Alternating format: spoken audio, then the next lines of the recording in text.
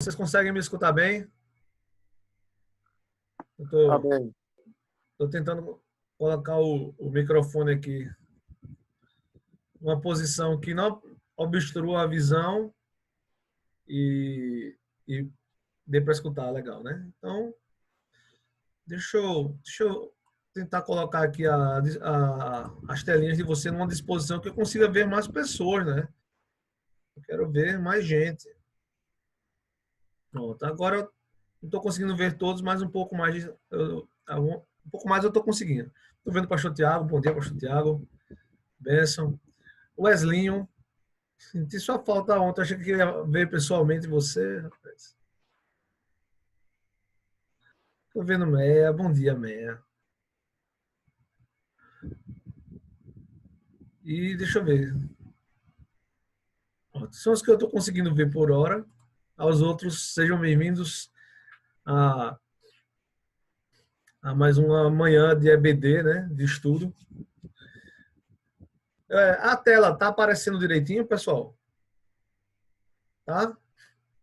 Pronto, então vamos lá. Estudo do Apocalipse, capítulo 19.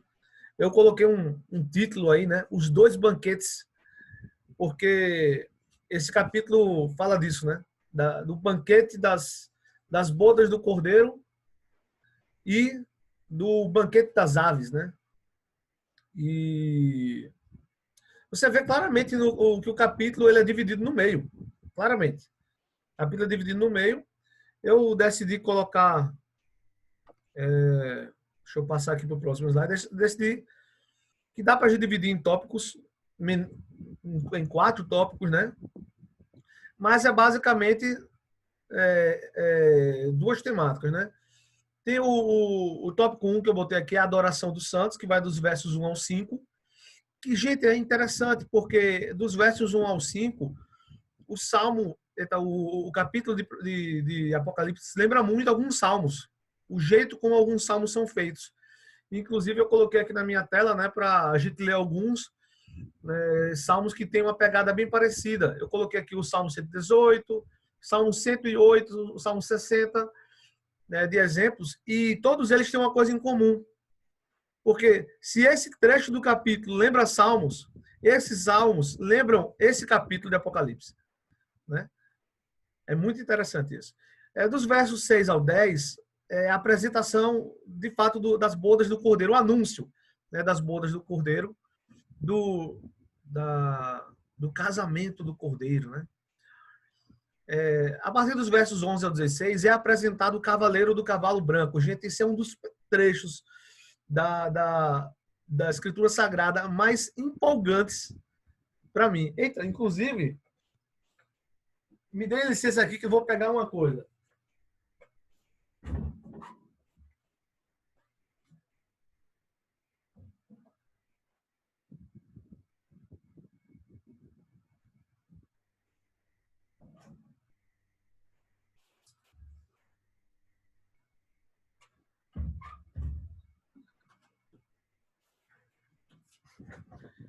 Hoje vai ser musical, vai ser aqui uma EBD musical. Vamos tocar musiquinhas hoje. O pessoal tá começando no chat, deixa eu dar uma olhada aqui no. Se tem alguma observação, alguma coisa. Não tá aparecendo para mim. Cadê? Alt H. Não estou conseguindo ler o chat agora, pessoal. Então deixa para depois eu vejo o que tem escrito aí. Então, esse trecho aí dos versículos 11 ao 16 é a apresentação do cavaleiro do cavalo branco. Gente, é um negócio, é uma visão extraordinária, sabe? É uma visão muito bonita e que fala de Jesus, né? A gente vai chegar lá.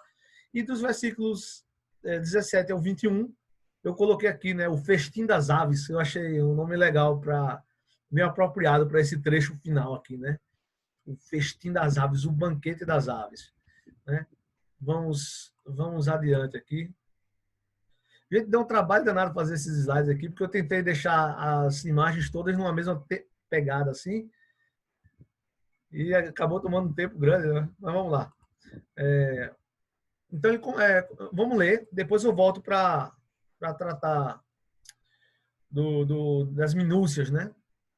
Então, e depois destas coisas, que coisas?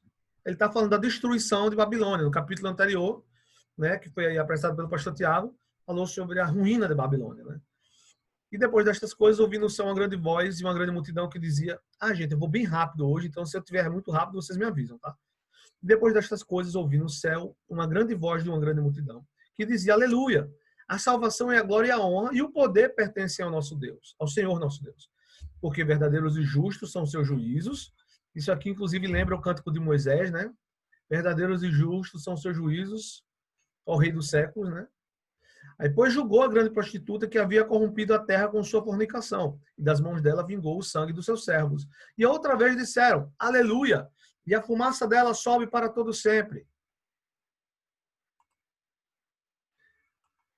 E os 24 anciãos e os 4 animais prostraram-se e adoraram a Deus, que estava sentado no trono, dizendo: Amém, aleluia.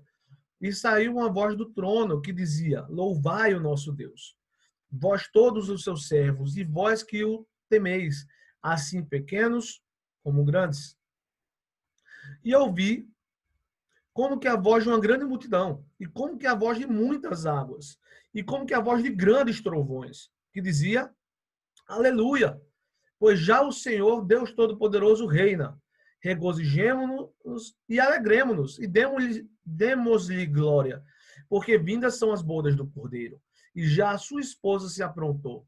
E foi-lhe dado que se vestisse de linho fino, puro e resplandecente, porque o linho fino são as justiças dos santos. E disse, tem outras traduções que botam os atos de justiça dos santos, né? E disse-me: escreve, bem-aventurados aqueles que são chamados à ceia, ou banquete, depende da tradução, das bodas do Cordeiro. E disse-me: estas são as verdadeiras palavras de Deus. Vamos adiante. E lancei-me aos seus pés para o adorar, mas ele disse-me: olha, não faças tal, sou teu conservo e de teus irmãos, que têm o testemunho de Jesus. Adora a Deus, porque o testemunho de Jesus é o espírito da profecia. E vi o céu aberto, e eis um cavalo branco, e o que estava sentado sobre ele chama-se Fiel e Verdadeiro, e julga e peleja com justiça. E os seus olhos eram como chama de fogo, e sobre a sua cabeça havia muitos diademas, e tinha o nome escrito que ninguém sabia, senão ele mesmo. E estava vestido de veste tingida em sangue, e o nome pelo qual se chama é a Palavra de Deus. E seguiam-nos os exércitos no céu em cavalos brancos, e vestidos de linho fino, branco e puro, e da sua boca saía uma aguda espada para ferir com ela as nações, e ele as regerá com vara de ferro, e ele mesmo é o que pisa o lagar do vinho do furor e da ira do Deus Todo-Poderoso.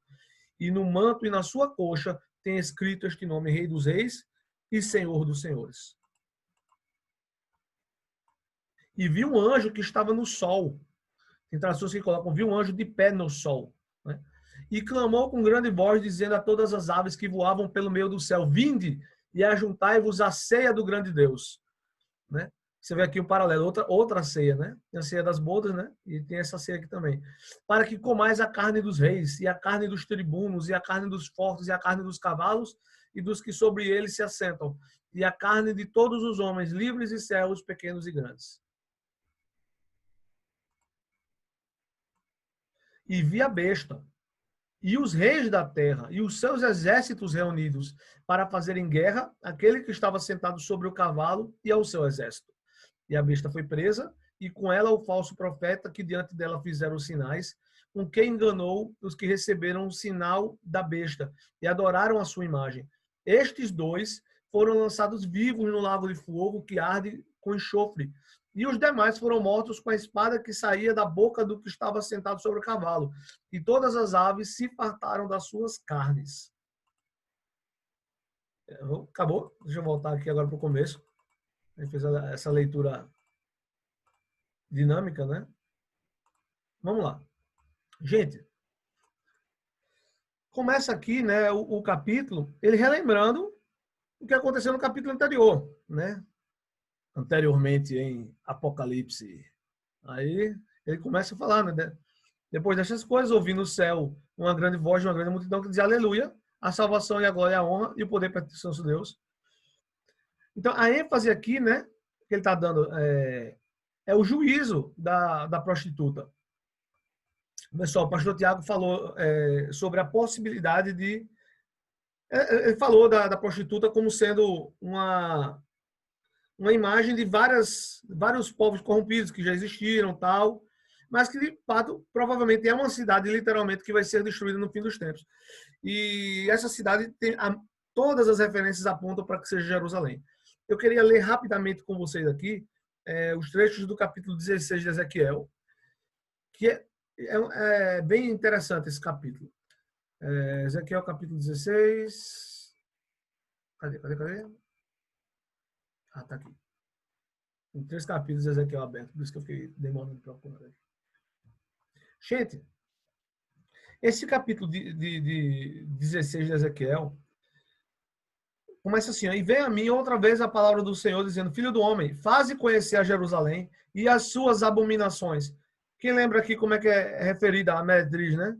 A mãe de todas as abominações, né? A prostituta, a mãe de todas as abominações. Aqui Deus começa a lembrar, ó, e diz, assim diz o Senhor Deus, a Jerusalém, a tua origem, teu nascimento procede na terra dos cananeus, teu pai era morreu, tua mãe é Teia. Quanto ao teu nascimento, no dia em que nasceste, não te foi cortado um umbigo, nem foste lavado com água. Ele começa a falar, fazer uma comparação de Jerusalém como um bebê abandonado, a qual ele recolheu. E esse bebê cresceu, se tornou uma moça bonita, é tempo de amores, né? Versículo 8. Passando eu junto de ti, vi-te, e eis que o teu tempo era tempo de amores, e estendi sobre ti a aba do meu manto para cobrir a tua nudez. E dei-te juramento e entrei aliança contigo, diz o Senhor, e tu ficaste sendo minha. Em um dos profetas, ele chama o período de Israel no deserto de o noivado. A época do teu noivado. Né? Então, aqui diz que ele entrou em aliança com esse povo e o protegeu e o cobriu de sua nudez. Né? Então, te lavei com água, te enxuguei do teu sangue e te ungi com óleo. Te vesti com roupas bordadas, te calcei com pele de texugo, te cingi... Vê só, gente. Te cingi com linho fino. Lembra alguma coisa? Mais adiante vai fazer bem sentido isso. Ele pegou a sua noiva e cobriu ela com linho fino. E te cobri de seda. Te enfeitei com adornos. Te pus braceletes nas mãos e um colar ao redor do teu pescoço. Te pus um pendente na testa, brincos nas orelhas e uma coroa de glória na cabeça. Aí ele começa a falar de como ela foi enfeitada, de como ela foi ornamentada e tal. Versículo 15, perdão. Mas confiaste na tua formosura e te corrompeste por causa da tua fama. E prostituías-te a todo o que passava para seres dele. Né? Aí ele começa a falar das prostituições e da corrupção. Eu vou adiantar mais um pouquinho. Versículo 22. E em todas as tuas abominações e nas tuas prostituições não te lembraste dos dias da tua mocidade, quando tu estavas nua e descoberta e revolvida no teu sangue. Isso sucedeu depois de toda a tua maldade. Ai, ai de ti, diz o Senhor Deus. Esse ai, ai também tem uma referência forte com o Apocalipse, né? E fala aqui das prostituições, da idolatria. Vamos adiante mais um pouquinho. Versículo 28. Também te prostituíste com os filhos da Assíria, porquanto eras insaciável e prostituindo-se com eles, nem ainda ficaste farta. Ele começa a falar, né, da prostituição, e é interessante que ele diz, ó, você ainda é pior que as outras prostitutas, porque as prostitutas recebem dinheiro para se prostituir. Você não, você paga aos outros para se prostituir. Então, ó, versículo 33, todas as meretrizes não pagam, mas tu dá os teus presentes aos teus amantes e lhes dá presentes para que venham a ti de todas as partes. Né? Então, gente, ele continua falando dessa questão de Jerusalém como uma prostituta cheia de abominações e tal, e que não lembrou dos dias da mocidade, né, da época do seu noivado. Versículo 47. Todavia não andaste nos seus caminhos, nem fizeste conforme as suas abominações, mas como se isto fora muito pouco, ainda te corrompeste mais do que elas. Ele começa a falar que ela é irmã de Sodoma. Jerusalém é irmã de Sodoma e tal. E ela ainda foi pior do que Sodoma, pior do que Samaria. E eu quero adiantar mais um pouquinho, né? Porque tem um final que é interessante, né? Porque assim diz o Senhor Deus, versículo 59, eu te farei como fizeste, que desprezaste o juramento quebrando a aliança. Contudo, eu me lembrarei da minha aliança, que fiz contigo nos dias da tua mocidade. Estabelecerei contigo uma aliança eterna. Então te lembrarás dos teus caminhos e te confundirás quando receberes tuas irmãs maiores do que tu, como as menores do que tu, porque as darei por filhas, mas não pela tua aliança. Porque eu estabelecerei minha aliança contigo e saberás que eu sou o Senhor. Para que te lembres disso e te envergonhes e nunca mais abras a tua boca por causa da tua vergonha. Quando eu te expiar de tudo quanto fizeste, diz o Senhor Deus. Então, capítulo longo, né? Eu queria ler ele com detalhes, mas aí tem que ganhar tempo. Esse trecho, esse capítulo de Salmos, ele acaba exigindo, perdão, esse capítulo de Apocalipse acaba exigindo que a gente leia muito texto do Velho Testamento, né? Então, o que acontece? Ele fala de Jerusalém. Jerusalém é a prostituta e ela vai ser julgada. Em outros trechos, que eu não vou ler, senão vai demorar muito, Deus diz, eu vou congregar todas as nações contra você para lhe dar a paga que você merece. Isso acontece. E ela é destruída. Parte da Jerusalém natural vai ser destruída. E a Jerusalém espiritual, a Babilônia espiritual vai ser destruída. Mas da Jerusalém natural vai sobrar uma parte do povo e uma parte da cidade. E Deus vai considerar os seus pecados expiados. Né? Porque o povo vai começar a clamar Baruch Rabab Shem Adonai, bendito é o que vem em nome do Senhor. Eles vão começar a clamar a Deus por salvação, pedir perdão, a gente vai ler isso mais adiante, daqui a pouco. E ele vai redimir. Ele diz, eu vou lembrar da aliança que eu tinha contigo. Né? Eu vou expiar teus pecados e eu vou te reerguer. Resumindo, é basicamente isso. Então, a Jerusalém natural e o povo que nela habita, arrependido, esses terão... esses ainda permanecerão, né? Deus vai reconstruir Jerusalém, tal. Mas a Babilônia, que é a entidade espiritual, essa não tem recuperação. Essa, de fato, foi julgada, vai ser julgada e vai ser destruída para todo sempre. Né? Então, quando ele fala aqui da cidade que vai... no versículo 4, se não me engano, deixa eu adiantar aqui. Não, isso é adoração. Ele fala que a fumaça dela vai subir para todo sempre. Ele está falando não necessariamente da Jerusalém natural, mas da Babilônia espiritual. Essa vai ser condenada e acabou, sem reversão. Mas Jerusalém vai ser salva. E a gente vai ver isso mais adiante quando a gente tratar do Cavaleiro do Apocalipse. E os 24 anciãos, os 4 animais, prostraram-se e adoraram a Deus, que estava assentado no trono, dizendo amém, aleluia. Né? Louvai o nosso Deus, os servos, os pequenos, os grandes. E vê só, e ouvi como que a voz de uma grande multidão, e como que a voz de muitas águas, e como que a voz de grandes trovões, que dizia aleluia, pois já o Senhor Deus Todo-Poderoso reina. Regozijemo-nos e alegremos-nos. É um chamado, né? Um cântico de alegria. Porque vindas são as bodas do Cordeiro. E já sua esposa se aprontou. Por que eu quis ler esse capítulo 16 de Ezequiel? Porque, gente, esse é um capítulo que trata de noivado, de casamento. Mas quem Deus está falando que é a noiva é Jerusalém. E ele diz, eu te recolhi e tal. E ele fala aqui, eu te vesti de linho fino. Eu te vesti de linho finíssimo, te cobri de seda. Te adornei. Mas você se prostituiu, você virou uma prostituta. No capítulo, se eu não me engano, é o capítulo... Deixa eu ver se eu deixei salvo aqui.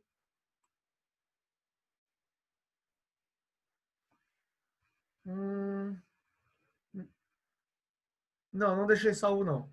Mas eu acho que é no capítulo 50 de Isaías. Qualquer coisa eu confirmo com vocês depois. Ele diz que repudiou Jerusalém, que divorciou-se de Jerusalém. Né? Isso é muito forte. A linguagem que Deus usa, eu me divorciei de você. E no Novo Testamento, uma nova noiva é apresentada.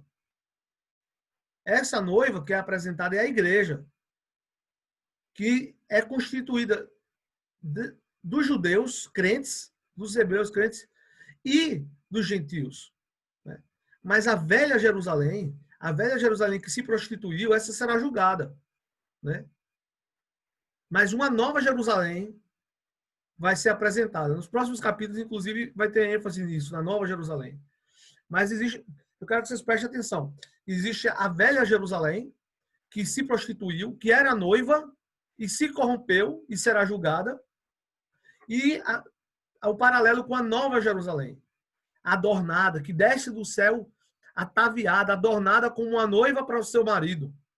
Né? Então, existe o paralelo, né, entre... alguns teólogos tentam fazer um paralelo entre a prostituta, entre a Babilônia e a mulher vestida do sol. Não, não existe. Esse paralelo é falso. O paralelo que existe em Apocalipse é entre a prostituta e a Nova Jerusalém. Uma se prostituiu e a outra é a noiva. Aquela mulher lá, que representa Israel espiritualmente, que vai dar luz ao gentio, não faz paralelo com a prostituta. Quem faz paralelo com a prostituta é a noiva. É a velha Jerusalém e a nova Jerusalém. Isso ficou claro, gente? Vão me dando feedback aí, viu? Eu preciso de vocês para saber que eu estou me fazendo claro. Beleza? Agora eu estou vendo aí que tem o Marcelão, chegou, eu não tinha visto o Marcelão. Apareceu agora na minha tela, Marcelo. Seja bem-vindo, viu? Não tinha visto você ainda. Então, gente, existe esse paralelo. A prostituta vai ser destruída, mas aqui a noiva é apresentada. Pode ver que um capítulo segue o outro, né? Um capítulo fala sobre a ruína de Babilônia e o outro fala sobre as bodas do Cordeiro. Quer ver? Gente, nada na Bíblia está lá à toa. Não existe trecho na Bíblia que está lá despropositadamente. Tudo tem um sentido, tudo tem um propósito. E quanto mais eu leio a Bíblia, mais eu vejo que parece que tudo tem um sentido também escatológico. Você vê coisa no fim dos tempos em trechos que aparentemente não tem nada a ver. Inclusive, a gente vai ler vários hoje aqui. Né? Trechos que, se você ler batido, você não percebe, mas tem um sentido escatológico. Então, gente, esse é o paralelo. A Babilônia ruiu, mas a noiva de Deus se apresenta. Sim, por que eu falei que nada na Bíblia está lá à toa? Porque eu ia lembrar o livro de Esther. O livro de Esther tem uma coisa muito interessante lá, que é o simbolismo do rei Assuero e de Esther, a noiva eleita. Né? Vê só, o rei Assuero era casado com Vasti. A rainha era Vasti. O que é que Vasti fez? Desprezou ele na frente de todo mundo e ele a repudiou. Ele divorciou-se de Vasti e procurou uma nova noiva que fosse digna.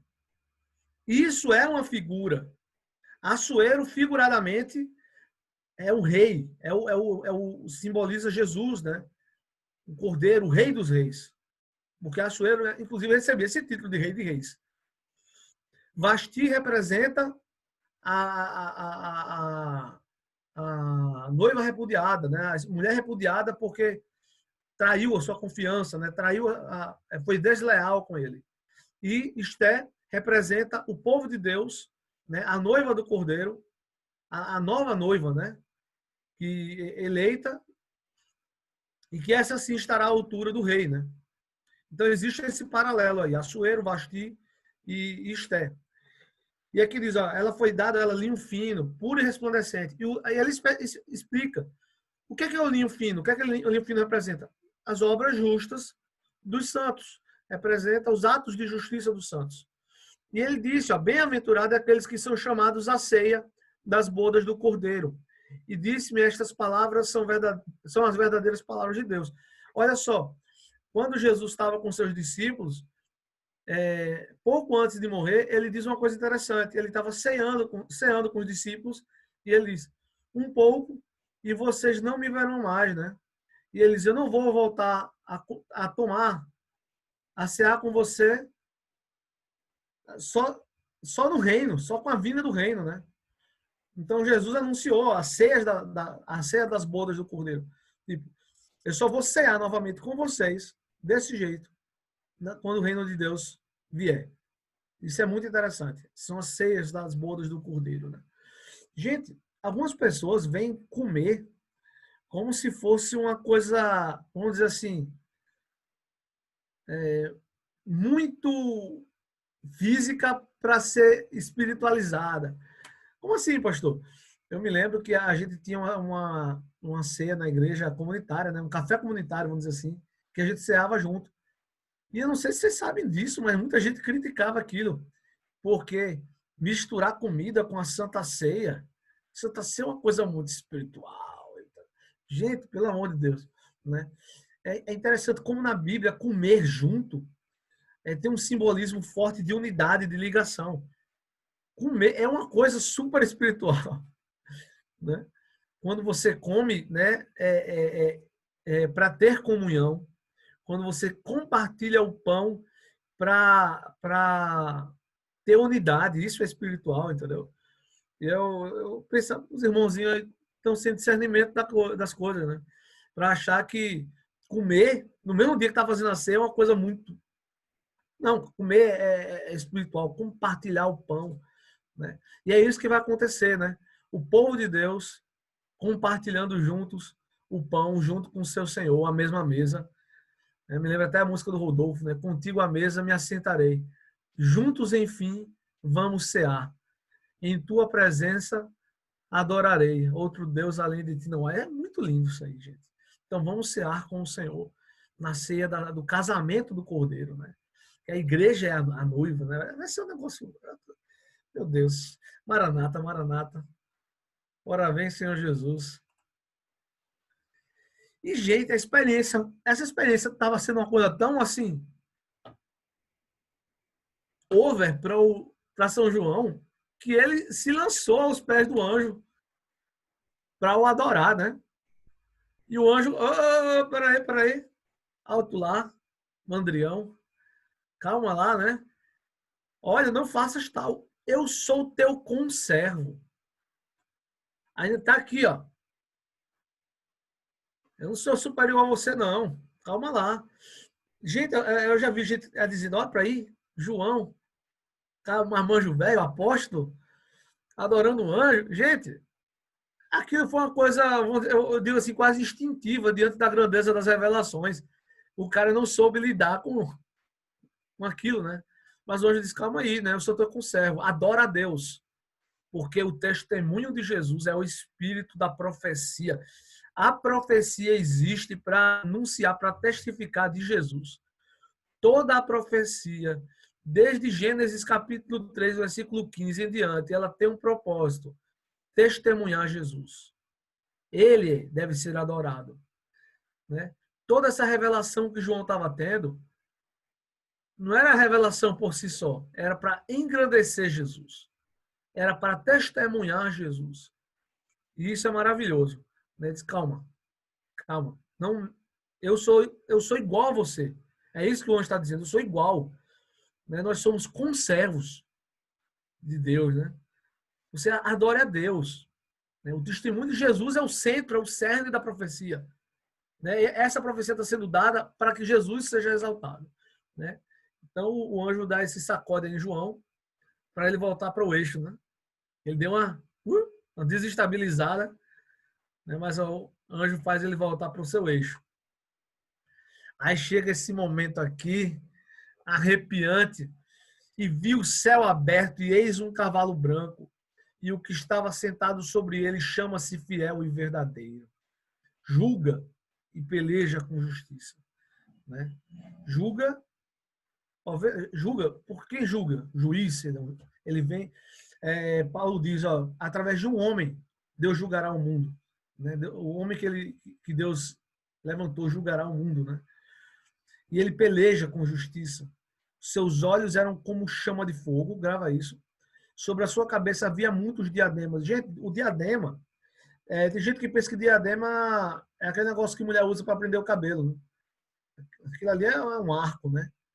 O diadema, na antiguidade, era uma faixa com um pedaço de uns ornamentos e era dado para os conquistadores.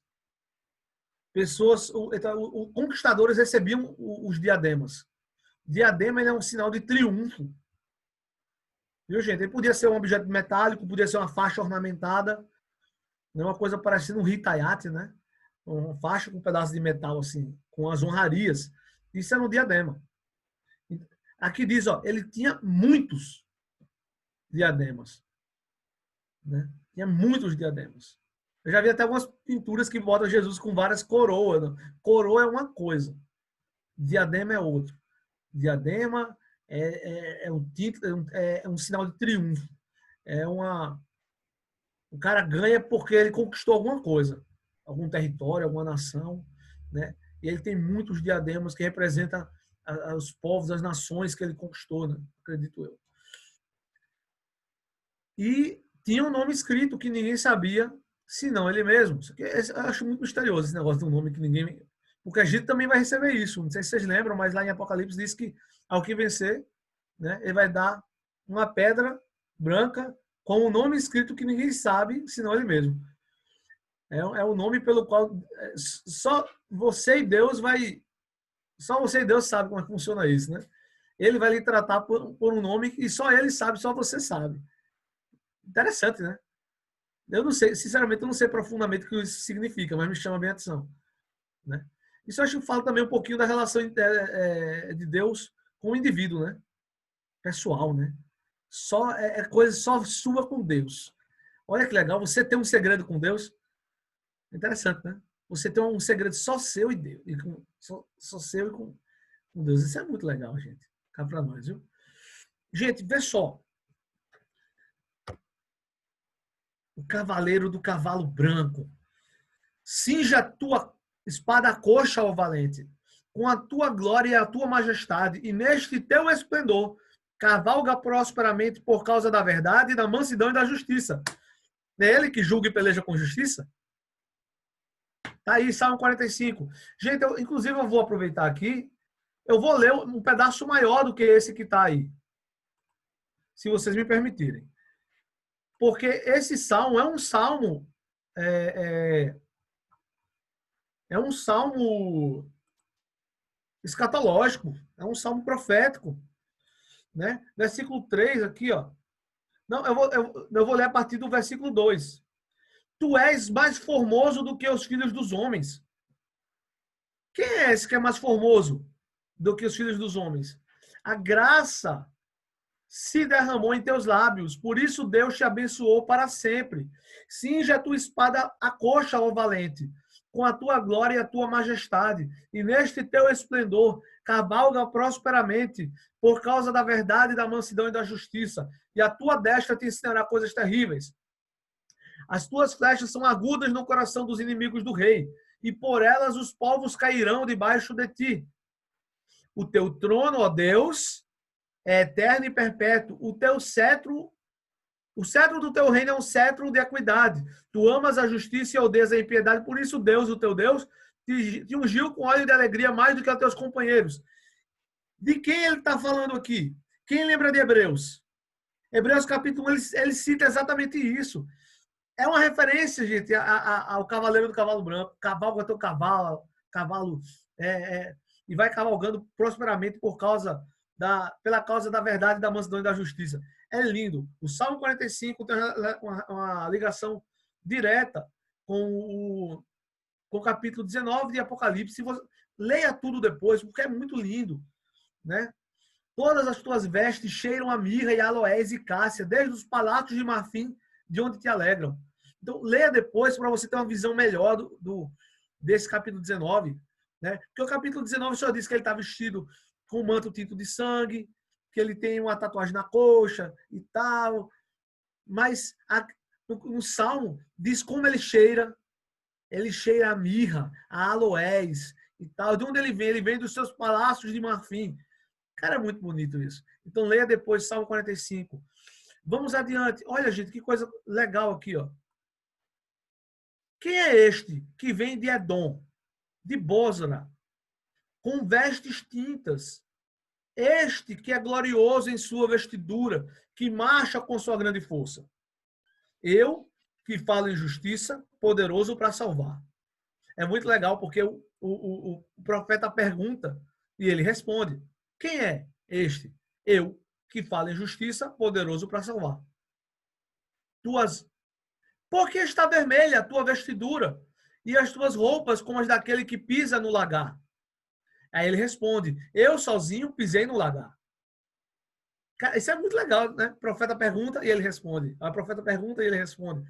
Né? Eu sozinho pisei no lagar. Dos povos ninguém ouve comigo. E os pisei na minha ira e os esmaguei no meu furor. Mais adiante, nesse mesmo capítulo, ele usa a palavra atropelei. Eu os atropelei no meu furor. Né? E os esmaguei no meu furor. E o seu sangue salpicou as minhas vestes. E manchei toda a minha vestidura. porque o dia da vingança estava no meu coração e o ano dos meus remidos é chegado. Leia também o capítulo Isaías 63 todo para ter uma noção. Assim. Vê só, ele descreve a roupa do cavaleiro do cavalo branco com roupa vermelha, tinta de sangue.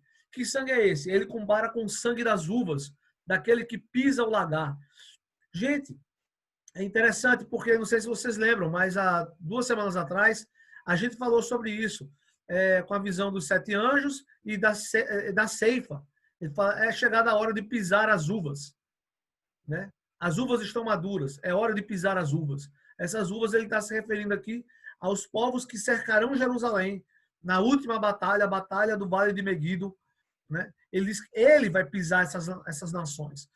Vê só, quem é este que vem de Edom? Ele cita especificamente Edom. Eu vou abrir um parênteses daqui a pouco, a gente vai começar a falar sobre isso, sobre essa batalha que vai acontecer, e que Jesus em pessoa vai entrar em combate contra essas nações. E ele começa falando, quem é este que vem de Edom, de Bósra? Bósra é uma cidade importante de Edom, com vestes tintas, né, de sangue. Então, as vestes dele são vermelhas, é uma referência ao julgamento que ele fará sobre as nações, que tentarão destruir Jerusalém, né, no final dos tempos. Gênesis, capítulo 49, versículo 10, começa dizendo, o cetro não se arredará de Judá, nem o legislador dentre os seus pés, até que venha Siló, e a ele se congregarão os povos. Ele amarrará o seu jumentinho à vide, e o filho da sua jumenta a cepa mais excelente. Ele lavará a sua roupa no vinho, e a sua capa em sangue de uvas. Mais uma referência ao cavaleiro do cavalo branco. E os olhos serão vermelhos de vinho e os dentes brancos de leite. Né? Mais uma referência aos olhos vermelhos, né? Dele, olhos vermelhos de vinho. João chama de olhos de fogo. Né? Mas, comparando os 2 trechos, a gente entende, são olhos vermelhos. Né? Para olhos vermelhos, dentes brancos, cabelos brancos. Que visão extraordinária. Essa visão sensacional, isso aqui. Vamos adiante. E seguiam os exércitos no céu em cavalos brancos, vestidos de linho fino, branco e puro. E da sua boca saía uma aguda espada para ferir com ela as nações. E ele as regerá com vara de ferro. O cetro não se apartará de Judá. Né? E ele mesmo é o que pisa o lagar do vinho, do furor e da ira do Deus Todo-Poderoso. E no manto, isso só me lembra Paulo dizendo, ele vai julgar o mundo. Ele vai julgar pessoalmente o mundo. E para quem gosta aí de cultura pop, referências à cultura pop, né? Quem emite o julgamento também deve portar a espada. E aí, Wesley, lembrou? Tem alguma coisa? Aquele que emite o julgamento. Isso. Aquele que emite o julgamento deve também fazer o uso da espada. Então, Jesus, ele vai ser o juiz, mas ele vai executar o juízo também. Né? Porque aquele que julga deve também segurar a espada. Para quem gosta das referências da cultura pop. Vamos adiante. Ele vai reger com vara de ferro. Interessante, gente. Não é um cetro dourado, né? É uma vara de ferro, um cetro de ferro. Isso fala do rigor, vai ser um governo. O governo de Jesus vai ser um governo duro. Porque em outros trechos a gente vai ler que vai demorar tempo aí para Jesus alinhar as nações. Porque ainda vai haver muita rebeldia no coração do homem. Mesmo diante do que Jesus vai fazer, muitas nações ainda vão relutar em se submeter a ele. Mas diz que ele vai esmigalhá-las como um vaso, né, na mão do oleiro. Então, Jesus vai estabelecer o governo dele na marra. Ele vai impor o seu governo. Né? Até que todas as nações se submetam. Até que todos os seus inimigos estejam nos cabelos dos seus pés. Né? E vamos lá. E no manto e na sua coxa tem escrito este nome: Rei dos Reis e Senhor dos Senhores. Né? É no manto e na coxa. Tem tradução que colocou assim, no manto sobre a sua coxa. Sabe aquela tradução do pessoal que tradutore, traitore? Né? Que tipo assim, isso aqui não pode ser isso. Né? Jesus não pode ter um nome escrito na sua coxa, né? Mas é isso que está escrito. É tatuagem, não pode e tal. Então o tradutor, não deve ser isso, deve ser aquilo. E colocou, algumas traduções têm, no manto sobre a sua coxa. Não, é no manto e na coxa. O que significa isso? Gente, deve ter alguma referência aí antiga, alguma coisa que eu ainda não descobri. Né? Esse negócio de escrever na perna. Deve ter alguma coisa. Eu vi alguma coisa em algum lugar uma vez, mas faz tanto tempo que eu não lembro, com relação aos guerreiros, que era colocado o título na coxa, não sei se eram os gladiadores, alguma coisa assim. Mas faz tanto tempo que eu não consigo lembrar, então não vou poder destrinchar, mas eu já ouvi alguma coisa sobre isso. Isso é uma referência a coisas da época, lá do Império Romano. Então ele tem escrito dos reis e senhores dos senhores, no manto e na coxa. Vamos adiante aqui. Olha só, o rei dos reis e o senhor dos senhores. Olha o que está escrito em Judas, capítulo 1, versículo 14. Porque João diz, ele vem, né, seguido por seus exércitos montados em cavalos brancos, vestidos de branco e tal. Aí Judas cita o que Enoque disse. E destes profetizou também Enoque, o sétimo depois de Adão, dizendo, eis que é vindo o Senhor com milhares dos seus santos, para exercer juízo e justiça, para condenar todas as obras de impiedade e todas as palavras ímpias que os homens ímpios impiamente disseram. Foi assim. Né? Então, esse que é vindo o Senhor com milhares dos seus santos. Essa é a profecia. É uma das profecias mais antigas que se tem registro. Para você ver. Porque a Bíblia diz que Deus é aquele que anuncia o fim desde o começo. Então, desde o começo tem profecia escatológica. A profecia mais conhecida do profeta mais antigo, que é Enoque, é essa. Esse que vem o Senhor com milhares de seus santos. Né? Ele viu, logo no começo, o sétimo depois de Adão, olha, viu Jesus voltando com os seus lá no começo. Isso é extraordinário, gente. Ó, Salmo 2, 9. O Salmo 2, ele é todo falando do Messias, ele é todo, né, messiânico e escatológico. Tu os esmigalharás como uma vara de ferro. Tu os despedaçarás como um vaso de oleiro. É aquilo que eu falei sobre a imposição do governo sobre as nações. Salmo número 2, né? Gente, olha o Salmo número 2, como ele é fantástico. Por que se amotinam os gentios? E os povos imaginam coisas vãs. Os reis da terra se levantam e os governos consultam juntamente contra o Senhor e contra o seu ungido, dizendo, rompamos as suas ataduras e sacudamos de nós as suas cordas. Aquele que habita no céu se rirá, o Senhor zombará deles. Então ele lhes falará na sua ira e no seu furor os turbará. Eu, porém, ungi o meu rei sobre o meu santo monte de Sião. Proclamei o decreto, o Senhor me disse, tu és meu filho, eu hoje te gerei. Pede-me e eu te darei os gentios por herança e os fins da terra por tua possessão.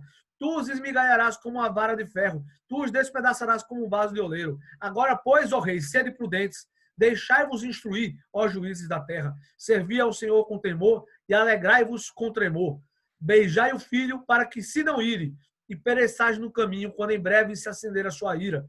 Bem-aventurados todos os que nele confiam.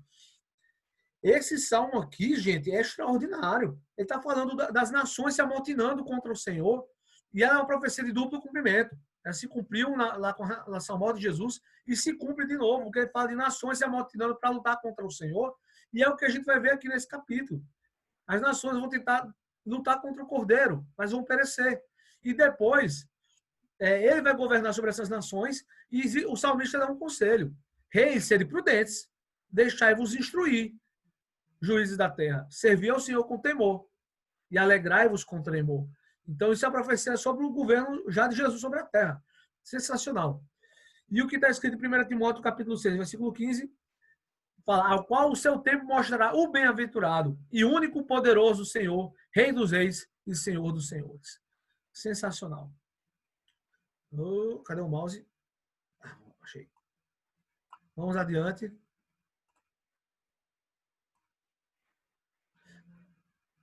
Vê só, eu vou ler isso aqui, depois eu vou dar uma outra volta para começar a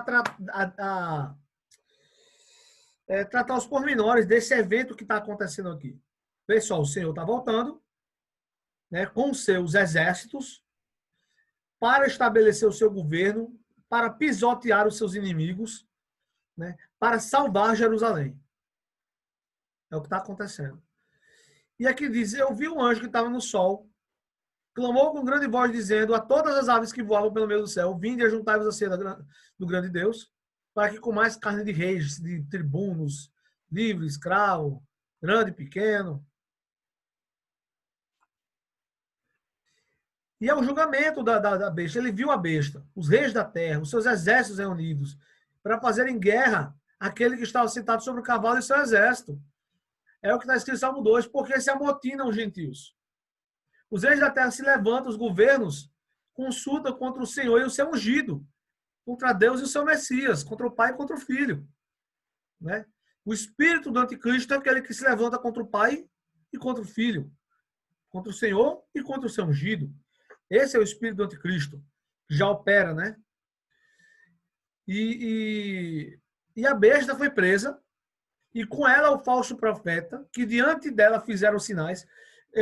Tem um cara que eu gosto muito das pregações dele, embora eu acho que ele tenha umas ideias meio malucas, né? É um cara chamado Nathan Rufino. Gosto muito desse cara, ele é muito engraçado. É um figura. Mas ele fala assim, que o anticristo e o falso profeta são a mesma pessoa. Não, não são. Né? São dois personagens diferentes, um com poder político e um com poder religioso. Olha só, a besta foi presa, e com ela o falso profeta, que diante da besta fez os sinais, com quem enganou os que receberam o sinal da besta e adoraram a sua imagem. Estes dois, são dois. Então, o anticristo na Bíblia ele tem vários epítetos. Né? O assírio, o filho da iniquidade, o homem da perdição, filho da perdição, homem da iniquidade, o filho da perdição. Tem muitos epítetos. Mas ele não é o falso profeta, ele não é Gog também, como eu já vi ele falar. Gog é outro personagem que é pós-milênio. A batalha de Gog e Magog é pós-milênio. Existem algumas pessoas que tentam associar a batalha de Gog e Magog, que está escrito em Ezequiel 38, com esses eventos aqui. Por quê? Porque eles vão subir para Jerusalém, porque eles vão vir do norte. Parece, mas não é. No próximo capítulo, com o pastor Tiago, vocês vão entender que não é. Porque é pós-milênio. O texto deixa bem claro que essa batalha vai ser quando Satanás for solto e congregar as nações contra Jerusalém, contra a cidade amada. Então é um evento pós-milênio. Vai ter batalha depois do milênio, viu, gente? Ainda vai ter 1000 anos de paz sob o governo de Jesus, mas no final desses período de 1000 anos, Satanás é solto por breve tempo e vai ter eventos de guerra e depois se iniciar a eternidade. Mas Gog e Magog não tem relação com essa batalha aqui. Né? Então, voltando, estes dois foram lançados vivos no lago de fogo que arde com enxofre, e os demais foram mortos com a espada que saía da boca do que estava sentado sobre o cavalo, e todas as aves se fartaram das suas carnes. Vamos tratar isso em pormenores. Eu vou ler com vocês aqui, viu, gente? Alguns trechos antigos, né? Que vão acrescentar bastante aqui. Mas antes de ler, eu quero ler para vocês aqui Zacarias capítulo 14.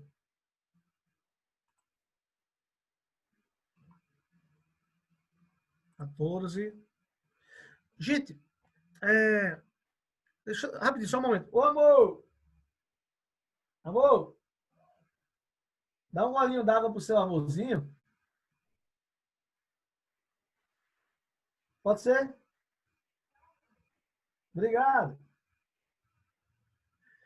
Né? Garganta seca já, gente. Então, pedir um apoio à minha amada aqui. Gente, olha só. O entendimento da profecia, o entendimento de Apocalipse. A Bíblia diz que quem tem sabedoria vai conseguir fazer. A profecia é tratada muitas vezes como uma coisa indecifrável. Não é indecifrável. É porque às vezes faltam elementos ainda para que a gente consiga montar. Mas é exatamente isso. É um quebra-cabeça que deve ser montado. Como é que você monta um quebra-cabeça? Tá lá, quebra-cabeça de 3.000 peças. Como é que se faz? Gente, primeira coisa, você tem que jogar as peças em cima da mesa, no lugar Joga as peças. O que é que você faz? Você vai aproximando as que têm cor parecida. Depois, o que é que você faz? Procura formato parecido. Aí você encaixa um bloco, você consegue montar um pedacinho. Gente, uma vez que você monta um pedacinho, e você está vendo que tem uma imagem bem formada ali, naquele grupo, você não desfaz mais. Algumas pessoas vão montar o quebra-cabeça, deve ser aquele, desmancha o que conseguiu. Não. Tem coisas na profecia que a gente já entendeu. Isso que a gente já entendeu, a gente deixa agrupado e deixa à parte. Depois a gente vai pegar outros pedacinhos e vai montando, e depois as coisas vão começar a fazer sentido. A gente vive. Meu irmão, obrigado, Deus abençoe, viu?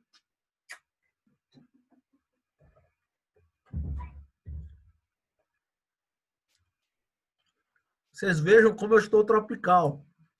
Veja a minha camisa e a minha caneca.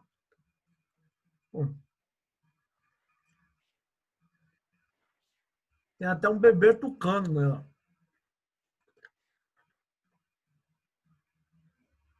Então, gente, você vai montando o quebra-cabeça. E a gente está numa época, no meu entender, que a gente já tem grandes grupos de peças montados.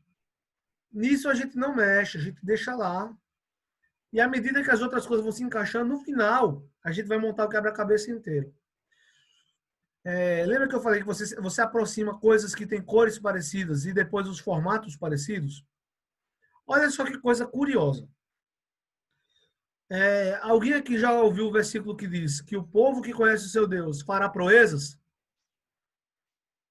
Conhece, Iago, esse trecho? É você mesmo, estou perguntando. Conhece? Conhece, né? O Erlinho conhece. Estou ligado que ele até leu um dia, um tempo aí atrás, ele leu na abertura de culto. Gente, olha só isso. Presta atenção. Peças com as cores parecidas.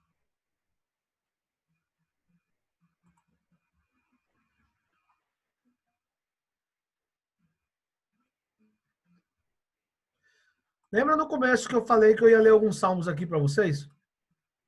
E que esses Apocalipse 19 lembrava salmos. E esses salmos lembravam Apocalipse 19? Deixa eu ler, viu? Um pedacinho com vocês aqui. Salmo 118.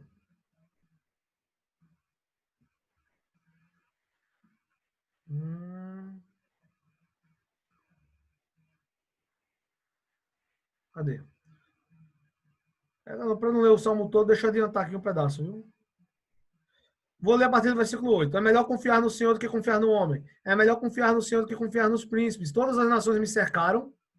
É esse pedaço que eu queria ler. Todas as nações me cercaram, mas no nome do Senhor as despedaçarei.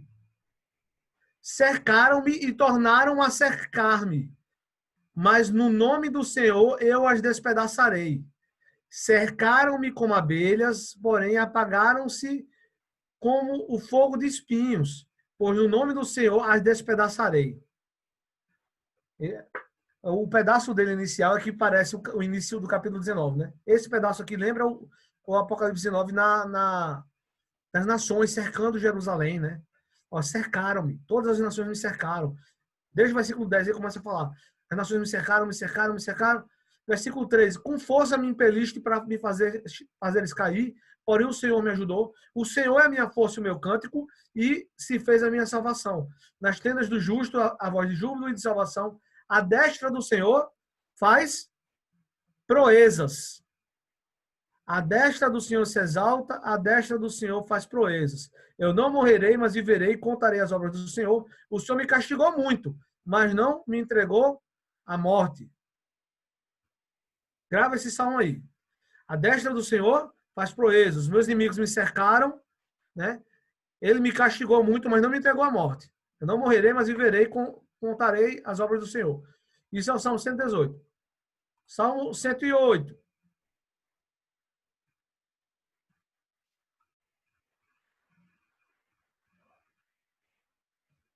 Versículo 8. Meu é Gileade, meu é Manassés, e Efraim a força da minha cabeça, e Judá o meu legislador. Lembra que a gente... eu falei que a questão do juiz, do legislador, Jesus como juiz. A profecia lá de Gênesis que fala sobre o cetro não vai se apartar de Judá, nem o legislador, que os olhos deles são como vermelho de vinho e tal. Olha só. Judá é o meu legislador. Moabe, a minha bacia de lavar. Sobre Edom lançarei o meu sapato. Quem entende cultura do Oriente Médio sabe o que é lançar o sapato. Lançar o sapato em alguém é um sinal de desprezo absoluto. Sobre a Filístia, jubilarei. Se a gente for trazer para os dias de hoje, sobre a Palestina, jubilarei. Quem me levará à cidade forte? Quem me guiará até Edom? De onde é que o cavaleiro do cavalo branco vem com a roupa tingida de sangue? De Edom. Não é isso? Eu venho de Edom, venho de Bósra. Quem me levará à cidade forte? Bósra, né? Quem me guiará até Edom? Porventura não serás tu, ó Deus, que nos rejeitaste? E não sairás, ó Deus, com os nossos exércitos? Dá-nos auxílio para sair da angústia, porque vão ao socorro da parte do homem. Em Deus faremos proezas, pois ele calcará os pés dos nossos inimigos. Eu vou lendo aqui, à medida que eu for lendo, você vai ver que o negócio vai se juntando. Mais adiante. Salmo 60. Versículo 8. Moabe é a minha bacia. Versículo 7. Meu é Gileade, meu é Manassés, Efraim é força minha, Judá o meu legislador. Moabe é a minha bacia de lavar o pé, sobre Edom lançarei meu sapato. Alegra-te, ó Filista, por minha causa. Quem me conduzirá à cidade forte? Quem me guiará até Edom? Está reparando que é a mesma coisa? Não serás tu, ó Deus, que nos tinha rejeitado? Tu, ó Deus, que não saíste com os nossos exércitos? Dá-nos auxílio na angústia, porque vão é o socorro do homem. Em Deus faremos proezas, porque ele é que pisará os nossos inimigos. E onde é que você está vindo com essa roupa vermelha de sangue? Eu estou vindo de Edom, porque eu mesmo pisei aos pés os meus inimigos. Sua roupa está vermelha como aquele que pisa as uvas. Mais uma vez, tem essa palavra-chave aqui das proezas. Em Deus faremos proezas. Números,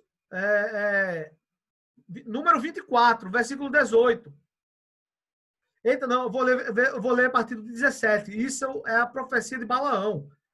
Balaão fala, vê-lo-ei, mas não agora. Contemplá-lo-ei, mas não de perto. Uma estrela procederá de Jacó e um cetro subirá de Israel. Todo mundo sabe que profecia é essa, né?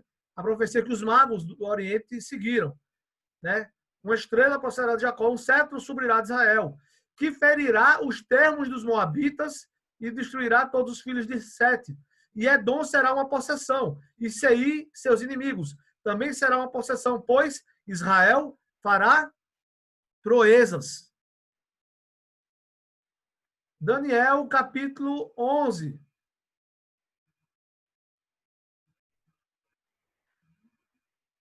Cadê?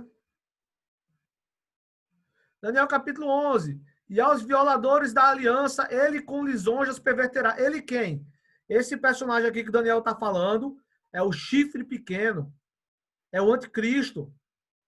E aqui diz que ele, aos violadores da aliança, ele com lisonjas perverterá. Mas o povo que conhece o seu Deus se tornará forte e fará proezas. Aí você desce mais alguns versículos, né? Deixa eu descer aqui, viu, gente?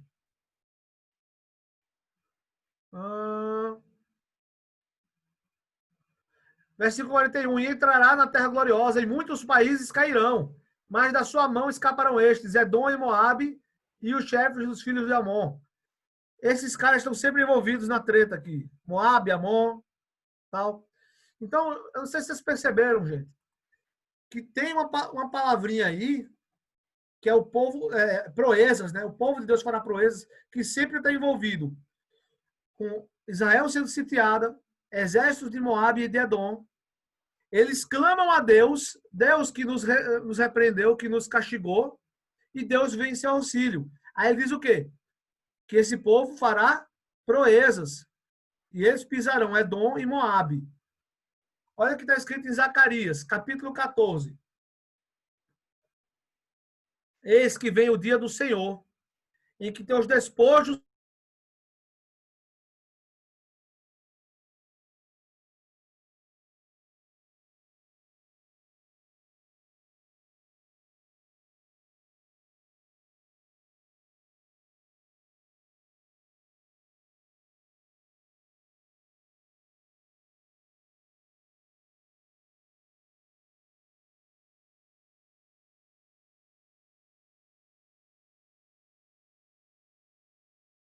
em Jerusalém e Judá serão consagradas ao Senhor dos Exércitos, e todos que sacrificarem virão, e delas tomarão e cozerão nelas. Naquele dia não haverá mais cananeu na casa do Senhor dos Exércitos.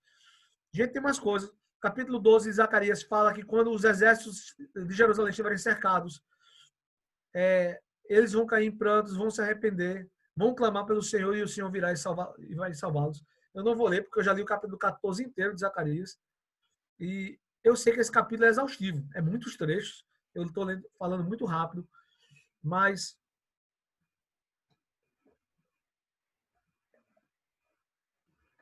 sintetizando, ao final do período da tribulação, né, os exércitos do anticristo, daquela coligação de 10 nações, vai atacar Jerusalém. Interessante, né? Porque, se eu não me engano, na Guerra dos 6 Dias, foram uma coligação de 10 nações também, né? E outros grupos, né? Mas 10 nações. Né? E nessa época, vai ser uma coligação de 10 nações que vão atacar Jerusalém. Vão exercer o julgamento de Deus, mas Deus vai salvar o seu povo, né? Vai destruir esses exércitos, vai estabelecer o seu governo e vai reinar. Gente, eu acredito num governo de fato. Eu já vi, tem umas correntes, né? E acredito que Jesus vai governar o mundo através da sua igreja. Sim, mas eles falam como se Jesus em pessoa não tivesse. Eu não acredito nisso, eu acredito que Jesus em pessoa governará.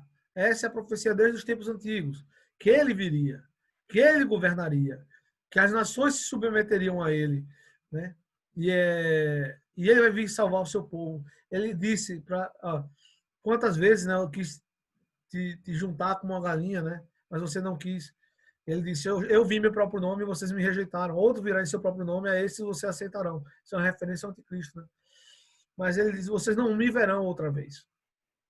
Até que digam, Baruch Rabá Mishen Adonai. Então, no momento atual, o povo judeu não reconhece Jesus como seu Messias. Né? E quando o anticristo apresentar o seu tratado de paz, eles vão aceitar esse tratado de paz, mas depois serão traídos. Né? E quando eles estiverem cercados e não verem salvação, eles vão se lembrar. Por quê? Porque durante esses anos finais, o evangelho vai ter sido pregado. Muitos judeus vão se converter. Muitos judeus vão fugir. Judeus convertidos vão fugir. A igreja não estará mais, né? Nesse período de 3 anos e meio final. A igreja não estará mais. Né? Toda a atenção se concentra no povo de Deus, o povo judeu, no caso. Muitos vão se converter, muitos vão fugir no deserto. Muitos vão morrer, serão decapitados pelo testemunho de Jesus.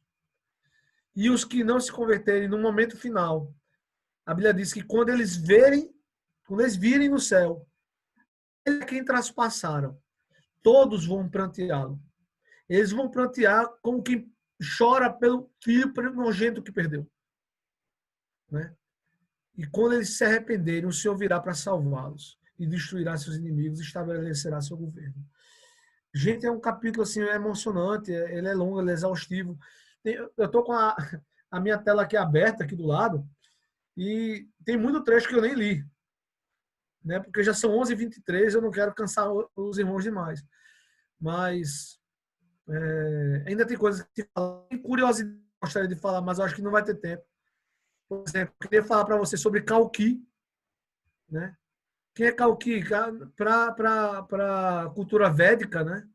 O pessoal da Índia, eles acreditam que essa era que nós vivemos, a Kali Yuga, a era do mal, a era da destruição, vai se encerrar quando o cavaleiro do cavalo branco vier.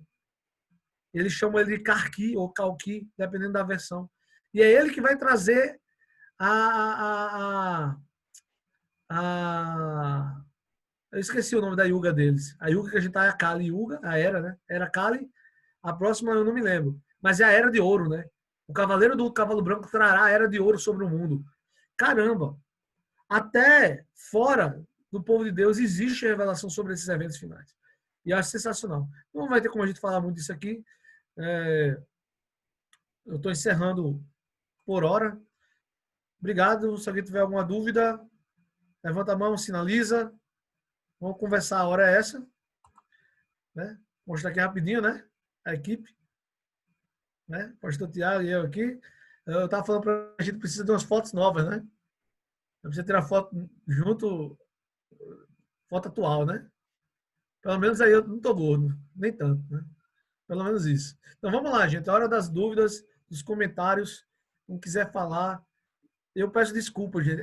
Eu estou cansado da aula, imagino vocês de ouvirem, né? Deve ter sido uma aula bem cansativa, mas eu espero que tenha sido proveitosa aí. E é bom ver seu rosto, Fernando. É bom ver seu rosto, viu? Trabalhando em pleno domingo. Vamos lá, pessoal. Hora dos comentários, hora das dúvidas, hora das perguntas. Vamos lá, pastor Tiago, Erlinho, pastor Walter. Quem quiser mais fazer pergunta.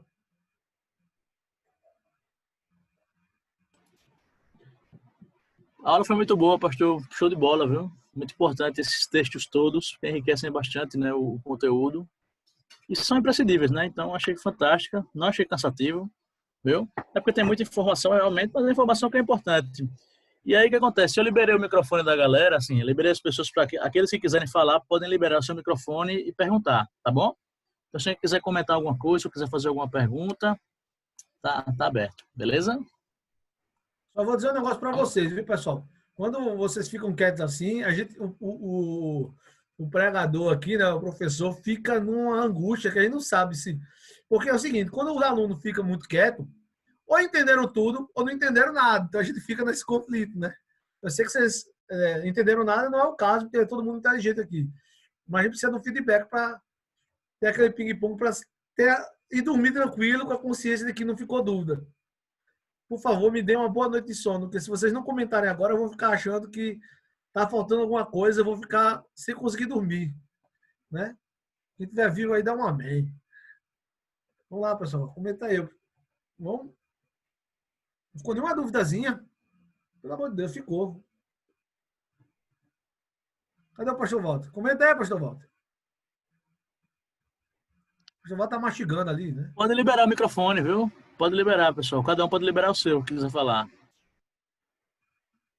Bom dia, pessoal, tudo bem? Senado.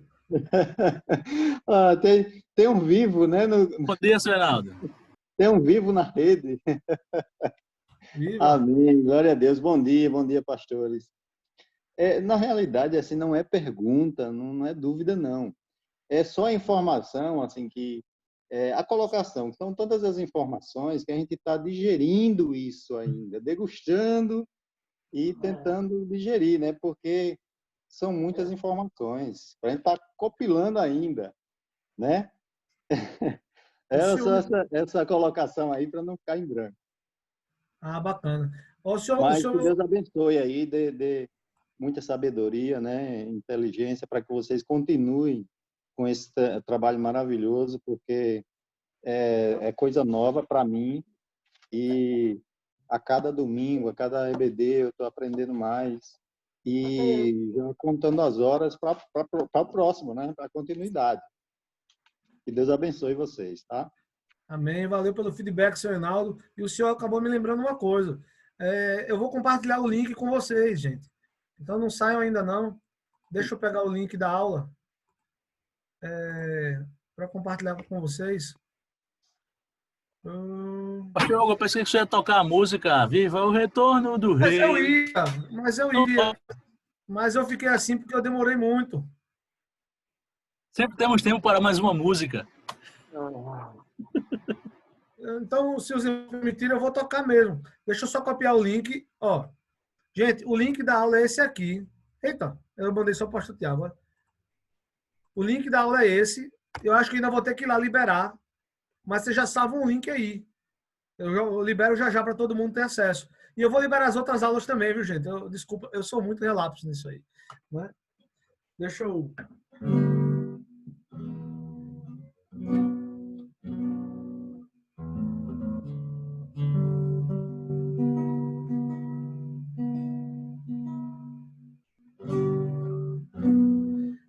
Dá para ouvir o violão?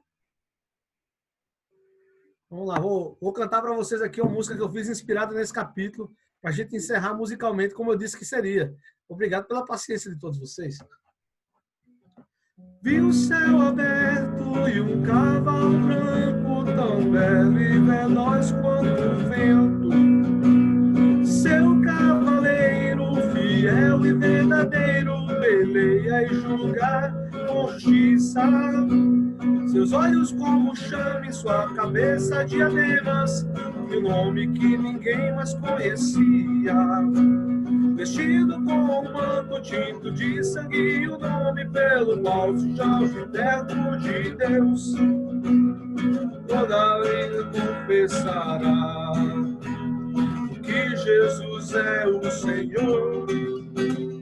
Cantem de alegria, céus, terra e mar, nós o temos mais uma vez. Toda a natureza celebra a canção, viva o retorno do Rei. Viva o retorno do Rei. Viva o retorno do Rei. Oh, oh, oh,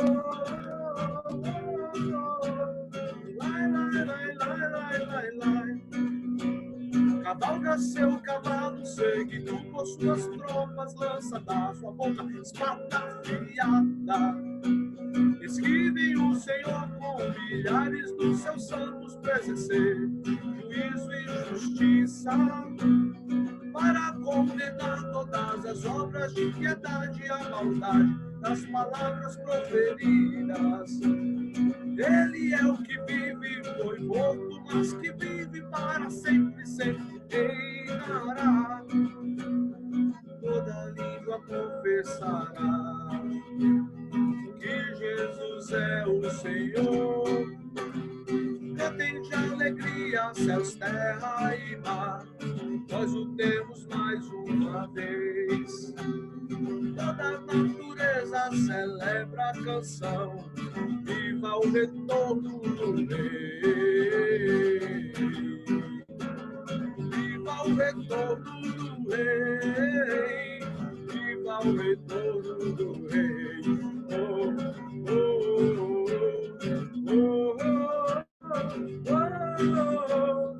Lai, lai, lai, lai, lai, lai, lai. Oh, oh, oh, oh, oh. Lai, lai, lai, lai, lai, lai.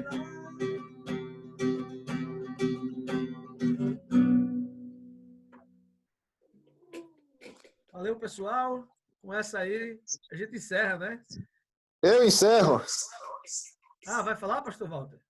Sim, eu tenho um comentário a fazer, é breve. Ah, então, fica à vontade. Bom, a aula foi extraordinária. Mas eu queria falar sobre o Fernando, cara. Esse cara tá bonito. Olha, o Fernando tá escondendo alguma coisa de mim, viu? Ele tá com a cara assim de um gato que comeu um rato gordo e tá todo feliz assim, ó. Ele tá com a cara de quem tá muito feliz e não conta nada pro pastor Walter, viu, Fernando? Tô feliz porque eu tô aqui com vocês, rapaz. Você tá bonitão, cara. Agora eu tô sentindo que tem alguma coisa aí por trás que eu não tô sabendo. Eu tô guardando para contar tudo de uma vez. Ah, tá certo. Então eu não me enganei, né? E você, naturalmente, é um rapaz muito vistoso, mas tá mais bonito, cara. Obrigado, pastor. Ó, a pastora não gostou da minha comparação, né?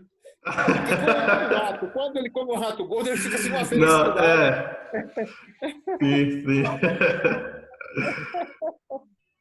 Esse é o meu comentário para encerrar. Fernando, eu amo você, viu, cara? Obrigado, pastor. Obrigado. Amo todos vocês também. Amém.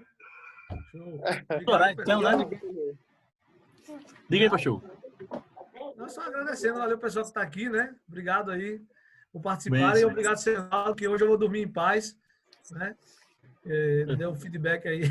Pastor Tiago, bora aí para a gente encerrar, né? E poder todo mundo ficar de boa até o culto à noite. Senhor Jesus, muito obrigado por esse momento, Pai, por essa aula tão bacana, tão rica, Pai, com tanta informação, Pai, temas tão relevantes. Muito obrigado, Jesus, muito obrigado pelo dia de hoje. O Senhor abençoe muito esse domingo, cada um de nós, Pai, cada uma das pessoas que parou para assistir essa aula, Pai, que seja muito abençoada, que receba a revelação, sabedoria e direção do Senhor. O Senhor abençoe muito nosso povo, nossa igreja, nossas famílias, que tenhamos hoje um culto maravilhoso. O Senhor abençoe muito esse domingo, esse culto, o culto de hoje, a Santa Ceia de hoje, Pai, em nome de Jesus. Amém. Amém, amados. Então, valeu. A gente se vê mais tarde, né? Show! Falou.